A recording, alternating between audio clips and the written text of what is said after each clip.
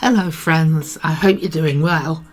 This is Granny's GodPod number 107 about Jacob and Benjamin. We left Jacob's tribe running out of food in Canaan. We can only imagine the sons begging and pleading with Jacob that all the brothers must go to Egypt or they will all starve. The Egyptian, Joseph, said they wouldn't see his face again without their youngest brother. No Benjamin, no grain. Perhaps out of desperation, Reuben says, "If I don't bring Benjamin back, kill both my sons." Just what was he thinking? Not have my sons, not kill me, but kill my sons. What recompense would that be? Then Judah steps up as surety for Benjamin.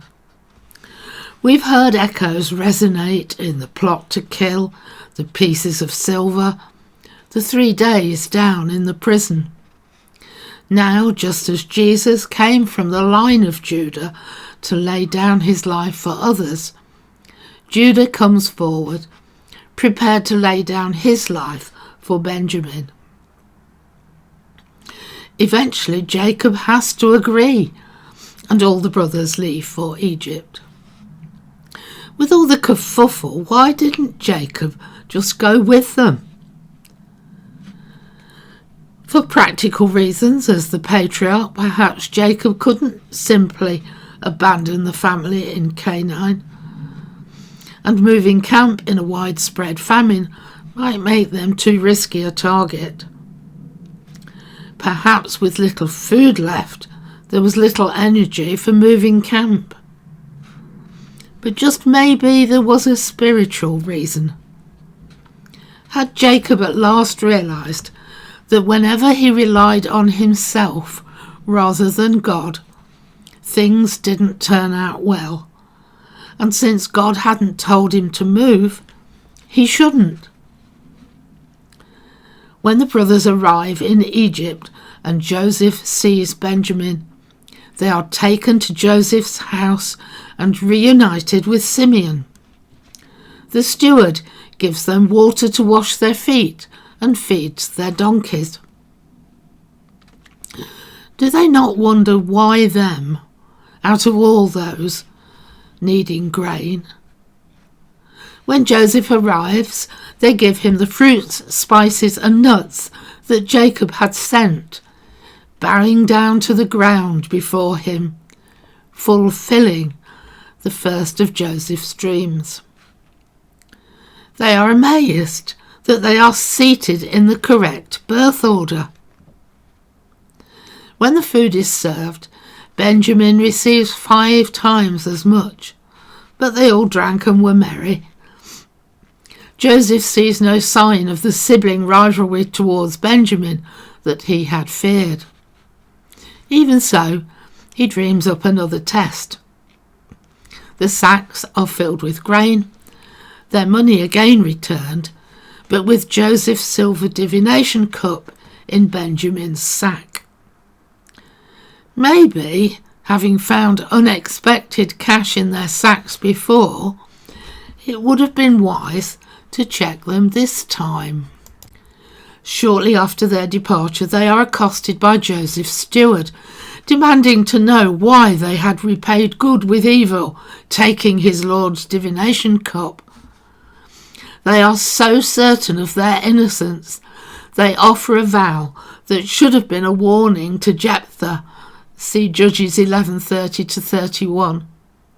Let whoever has taken the cup die, and we will become your lord's slaves.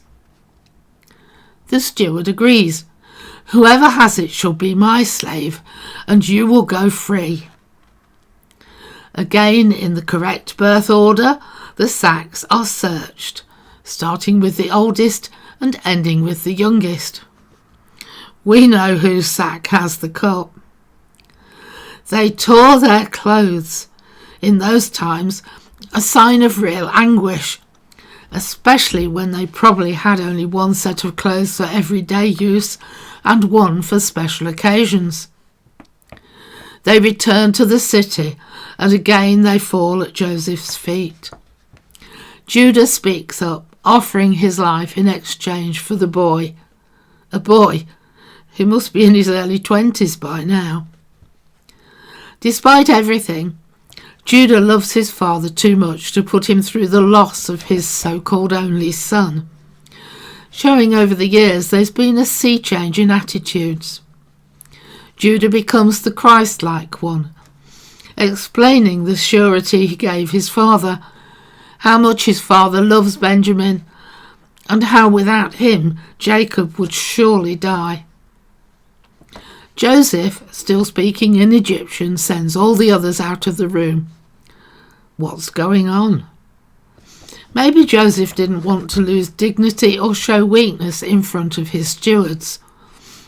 And if Pharaoh had known that his brothers were the reason for Joseph's suffering, it wouldn't have gone well for them. But when Joseph had been wronged, he didn't go around broadcasting his victimhood. Sold into slavery, he worked well and became Potiphar's valued right-hand man. Then he became the prison guard's right-hand man. And then he was elevated to Pharaoh's right-hand man. Joseph was no longer the spoiled brat his brothers had hated.